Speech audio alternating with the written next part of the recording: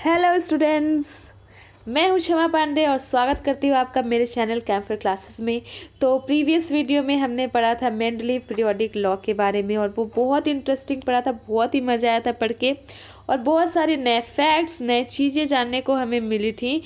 तो वो लेक्चर काफ़ी लंबा ना हो इसलिए मैंने उस लेक्चर में लिमिटेशंस नहीं बताए थे, आपको ड्रॉबैक्स नहीं बताए थे। आई होप आप बहुत ही एक्साइटेड हो गए ये जानने के लिए कि मेंडलीव के ड्रॉबैक्स क्या थे। ठीक है, तो आज हम बात करेंगे मेंडलीव पीरियोडिक लॉ के लिमिटेशंस के बारे में, उनके ड्रॉबैक्स के बारे में, उनके फेलियर के बारे में। आखिर ऐसा क्या हुआ कि मेंडलीव पीरियोडिक लॉ भी फेल हो गया, जो कि बहुत ही एडवांस था, जो कि बहुत ही मॉडर्न था, जो कि बहुत ही इफ़ेक्टिव था।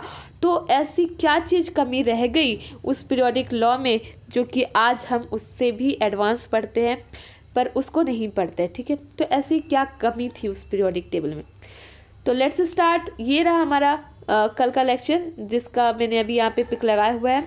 तो अब हम स्टार्ट करने वाले हैं लिमिटेशंस के बारे में। So limitations of Mendeleev's periodic table is here.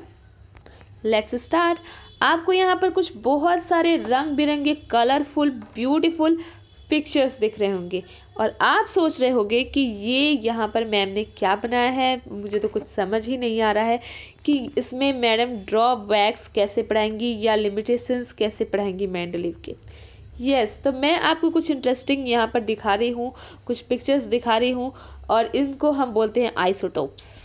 तो आपने पिछले कभी क्लास में पढ़ा होगा कि आइसोटोप्स क्या होते हैं।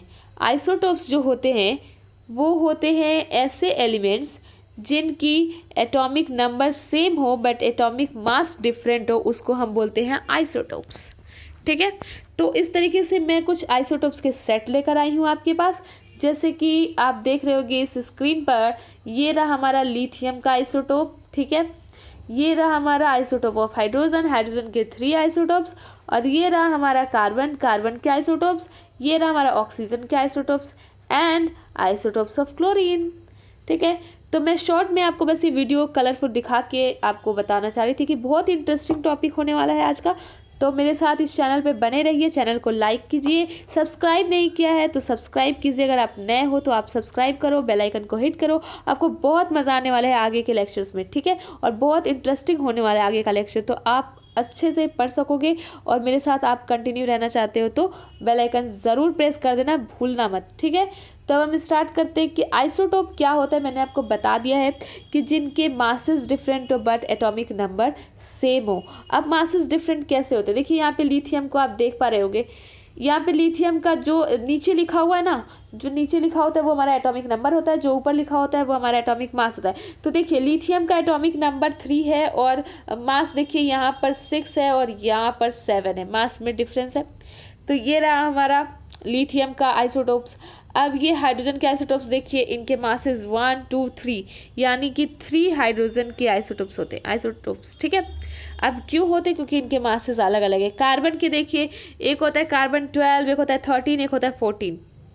तो इनके मासेस भी चेंज हो रहे हैं, एक का 12 है, एक का 13, एक का 14 है। क्लोरीन के भी आइसोटोप्स होते हैं, ऑक्सीजन के भी आइसोटोप्स होते हैं। ठीक है, तो इस तरीके से मैंने आपको बताया कि आइसोटोप्स क्या होते हैं और इतने इतने एलिमेंट्स जो है हमारे पास, इन सब के आइसोटोप्स होते हैं। तो हमारी प्रॉब्लम क्या है, आइसोटोप्स होते हैं तो होते हैं, हम क्यों पढ़ रहे हैं भाई, और हम क्यों जानना चाहते हैं। अभी मेंडलीव के पीरियोडिक टेबल में इतना अच्छा चल रहा था, इसमें ये आइसोटोप्स कहाँ से आ गई, ये आखिर किस बला का नाम है भाई। तो ये बला इसलिए आई क्योंकि मेंडलीव साहब के अकॉर्डिंग पीरियोडिक लॉ जो उन्होंने दिया था उसमें उन्होंने कहा था कि हमने जो अरेंज किया है एलिमेंट्स का वो हमारा किस पे बेस है, एटॉमिक मास पे बेस है। ठीक है, और हमने एटॉमिक मास के इंक्रीजिंग ऑर्डर में लगाया हुआ है, एलिमेंट्स को अरेंज किया हुआ है इंक्रीजिंग ऑर्डर में। तो हमने कहा कि ठीक है, आप लिथियम के बाद सोडियम को ला दिए और हाइड्रोजन के बाद लिथियम को ला दिए तुरंत, ऐसा कैसे कर सकते हो आप। तो उन्होंने कहा कि क्यों नहीं कर सकते, मेरा लॉ यही है तो क्यों नहीं कर सकते, प्रॉब्लम क्या है इसमें। तो हमने कहा कि प्रॉब्लम तो है, आप कहते हो कि जो एटॉमिक मास है उनका इंक्रीजिंग ऑर्डर होना चाहिए। उन्होंने कहा हाँ बिल्कुल सही। मैंने कहा कि अच्छा अभी लिथियम का अरेंज करके बताओ, हाइड्रोजन का अरेंज करके बताओ। इन्होंने कहा कि अरेंज तो कर दिया है, अभी क्या प्रॉब्लम है। मैंने कहा कि आपने तो भाई उसको अरेंज किया ना, हाइड्रोजन को। हाइड्रोजन के आइसोटोप्स का क्या, आइसोटोप्स जो होते हैं उनका अरेंजमेंट तो आपने किया ही नहीं जनाब। तो उन्होंने कहा कि हाँ ये बात तो आप ठीक कर रहे हो। फिर हमने कहा कि और लिथियम के भी आइसोटोप्स कहाँ गए, फिर ऑक्सीजन के आइसोटोप्स कहाँ गए, क्लोरीन के आइसोटोप्स कहाँ गए, और हाँ कार्बन के भी तो आइसोटोप्स हैं।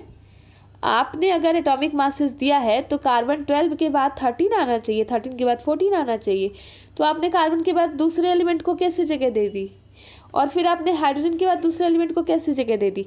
हाइड्रोजन H1 के बाद H2 कहाँ गया हमारा, प्रोटियम के बाद ड्यूटेरियम आना चाहिए था, फिर ट्राइट्रियम आना चाहिए था। ऐसा कैसे आपने, ये क्या कॉन्सेप्ट है आपका, आपका कॉन्सेप्ट तो खुद ही में मतलब हिल डुल रहा है भाई। इसका कॉन्सेप्ट क्लियर नहीं है कि एटॉमिक मासेस इंक्रीज के बेसिस पे आपने दिया है। तो वहाँ पर वो कुछ आंसर नहीं कर पाए, वहाँ पर वो दुविधा में रह गए और उनका थियरी यहाँ पर फेल हो गया। ठीक है, तो फर्स्ट ड्रॉबैक तो जो उनका था वो यही रहा कि उन्होंने अपने पीरियोडिक टेबल में आइसोटोप्स को कोई जगह नहीं दी। उन्होंने बोला कि भाई आइसोटोप्स जैसी चीज़ जो होती है उसको हमने जगह नहीं दिया, बाहर निकालो इसको। हमने कहा ऐसे कैसे बाहर निकाल दें, उसकी भी अपनी आइडेंटिटी है भाई, वो भी एग्जिस्ट करता है भाई, उसका भी अपना एक वजूद है, उसको आप जगह क्यों नहीं दोगे। उन्होंने अपने पीरियोडिक टेबल से देश निकाला कर दिया, ये तो बिल्कुल सही बात नहीं है। तो इस तरीके से इनका फर्स्ट जो फेलियर रहा वो पोजीशन ऑफ आइसोटोप्स रहा। ठीक है, isotopes are atoms of same element having different atomic masses. इन्होंने एक एलिमेंट यानी हाइड्रोजन को तो जगह दे दी थी, लेकिन हाइड्रोजन के आइसोटोप्स को नहीं दी थी। But same atomic number same है पर मासेस तो डिफरेंट है, और आपके अकॉर्डिंग तो आपने इंक्रीजिंग मासेस के बेसिस पे क्लासीफाई किया हुआ है, तो फिर इनको जगह क्यों नहीं दी गई। ठीक है, अभी यहाँ पर मैंने समझाया हुआ है आपको, यहाँ पर देखिए कि क्या होते हैं आइसोटोप्स। ठीक है, और एग्जाम्पल में हाइड्रोजन को मैंने मेंशन किया हुआ है, ये रहे आपके हाइड्रोजन के आइसोटोप्स। ठीक है, according to Mendeleev periodic table, this should be placed at 3 separate places. However, isotopes have not been given separate place in periodic table. मतलब कि आइसोटोप में क्या होता है, मासेस अलग अलग होते हैं। तो पीरियोडिक लॉ क्या कहता है, यही तो कहता है कि मास अलग अलग होने चाहिए। जब मास अलग है तो फिर इनकी अलग पोजीशन होनी चाहिए थी पीरियोडिक टेबल में, इनका अलग प्लेस होना चाहिए था, एक अलग स्पेस इनको दिया जाना चाहिए था। जब मेंडलीव ने इन फ्यूचर में डिस्कवर होने वाले एलिमेंट्स के लिए जगह बनाई रखी थी, तो फिर आइसोटोप्स के लिए जगह क्यों नहीं दी गई। ये सबसे बड़ा क्वेश्चन था मेंडलीव की पीरियोडिक टेबल पे, जो उस टाइम उठ रहा था, और यही उनके फेलियर का कारण बना। अब आते हैं दूसरे फेलियर की तरफ। दूसरा फेलियर क्या था, placing of heavier element before the lighter element. इन्होंने अपने ही रूल कुछ जगह पे तोड़ रखे हैं। ठीक है, इन्होंने क्या कहा कि पहले लाइटर एलिमेंट यानी जिसका एटॉमिक मास कम होगा उसके बाद ज़्यादा वाले को ऐसे अरेंज करेंगे इंक्रीजिंग ऑर्डर में। ठीक है, हमने भी कहा ठीक है आप जैसे बोल रहे वैसे ही अरेंज करो। बट इन्होंने खुद ही क्या कर दिया, देखो इन्होंने आर्गन आपको यहाँ पर दिख रहा होगा, आर्गन देखो, आर्गन के बाद आता है हमारा पोटेशियम। आर्गन का जो एटॉमिक मास था वो क्या था 39.9, और पोटेशियम का क्या है 39.09।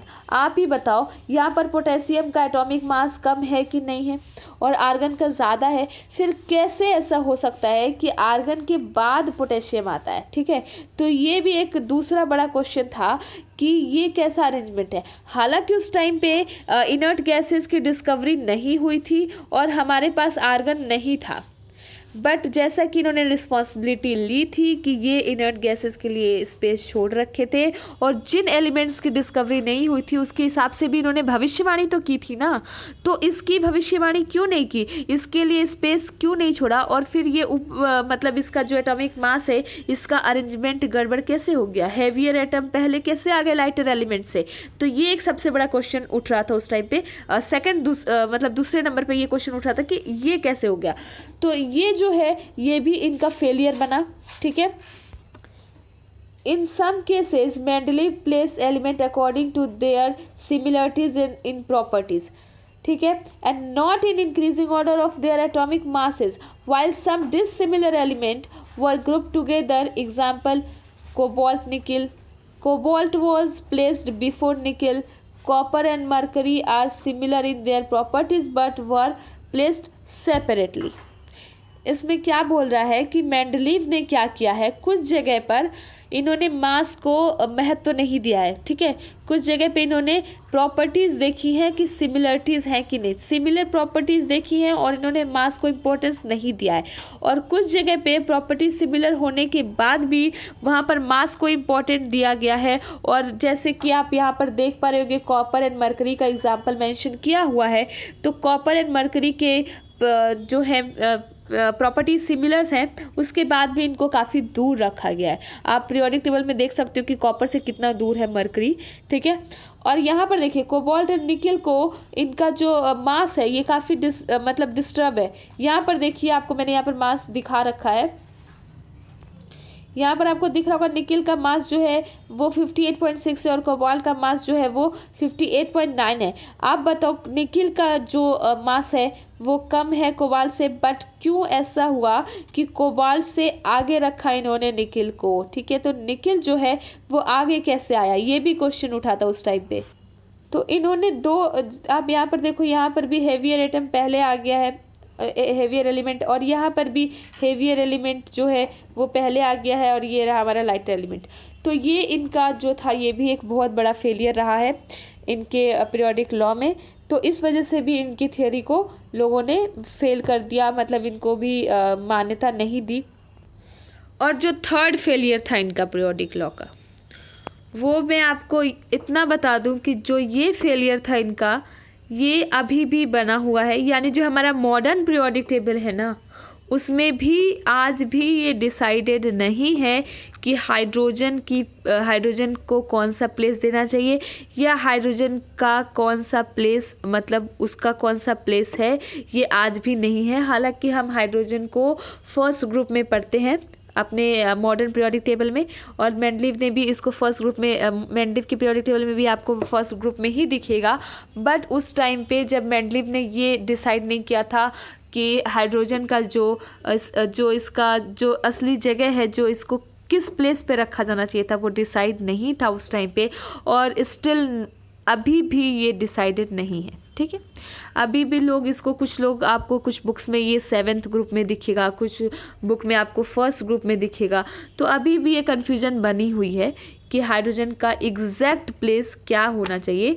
तो हम फिर भी इसको हम अभी फर्स्ट में पढ़ते हैं, बट कुछ बुक्स में आपको ऐसे दिखेंगे, कुछ पुरानी बुक्स में आपको 7th में भी दिख जाएगा, और अभी भी ये अनसर्टेनिटी बनी हुई है, ठीक है। तो इनका भी ये सबसे बड़ा ड्रॉबैक रहा कि हाइड्रोजन का पोजीशन इन्होंने नहीं बताया, ठीक है। हाइड्रोजन का पोजीशन बताने में ये कैपेबल नहीं थे, इनका लॉ फेल हो गया।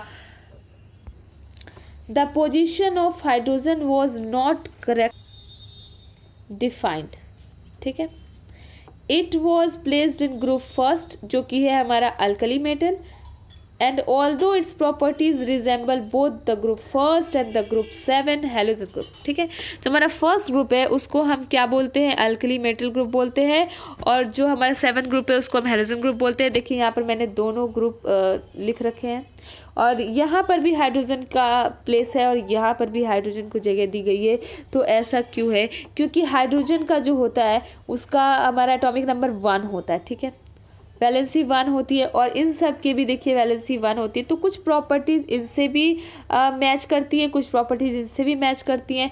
तो इस तरीके से इसका जो एग्जैक्ट क्या प्लेस होना चाहिए था ये डिसाइड नहीं कर पाए थे मेंडलीव, और अभी भी हम इसको ऐसे ही पढ़ते हैं, मतलब अभी भी हमें पता नहीं है, बट हम इसको फर्स्ट ग्रुप में ही पढ़ते हैं। तो ये रही मेंडलीव की कुछ इम्पॉर्टेंट फेलियर, कुछ इम्पॉर्टेंट लिमिटेशंस जहाँ से क्वेश्चंस बनते हैं और जो जानना आपके लिए बहुत ज़रूरी था। तो मैंने वो सारी चीज़ें आपको बता दी हैं कि मेंडलीव ने क्या क्या मिस्टेक किए थे जिसकी वजह से उनका भी पीरियोडिक लॉ फेल हो गया था। तो नेक्स्ट लेक्चर में हम जल्दी लेकर आएंगे मॉडर्न पीरियोडिक टेबल को और आपके साथ डिस्कस करेंगे मॉडर्न पीरियोडिक टेबल, और उसको पढ़ के आपको बहुत ही अच्छा लगने वाला है, बहुत इंटरेस्टिंग टॉपिक होने वाला है हमारा जो नेक्स्ट लेक्चर होगा। और उसमें मैं आपको बहुत सारे ऐसे टिप्स एंड ट्रिक्स भी दूंगी जिससे आप पीरियोडिक टेबल को अच्छे से याद कर पाओगे, जो कि आपके एग्जाम में आपको 30 एलिमेंट मतलब 30 एटॉमिक नंबर तक आपको एलिमेंट याद करना बहुत ज़रूरी है। 30 नहीं तो 20 तो आपको लर्न होना ही चाहिए, किसी भी हालत में एग्जाम्स में क्वेश्चंस पूछे जाते हैं, तो आपको कोई भी दिक्कत नहीं होगी। मैं बहुत अच्छे अच्छे ट्रिक्स लेकर आने वाली हूँ और बहुत ईजिली आपको अच्छे तरीके से पढ़ाऊंगी, आपको बहुत मज़ा आने वाला है नेक्स्ट लेक्चर में। तो आप नेक्स्ट लेक्चर तक बने रहने के लिए फटाफट से जाओ, मेरे चैनल को सब्सक्राइब करो, लाइक करो, कमेंट करो एंड अपने दोस्तों के साथ शेयर करना मत भूलना and hit the bell icon. Thank you for watching. मिलते हैं हमारे नेक्स्ट लेक्चर में।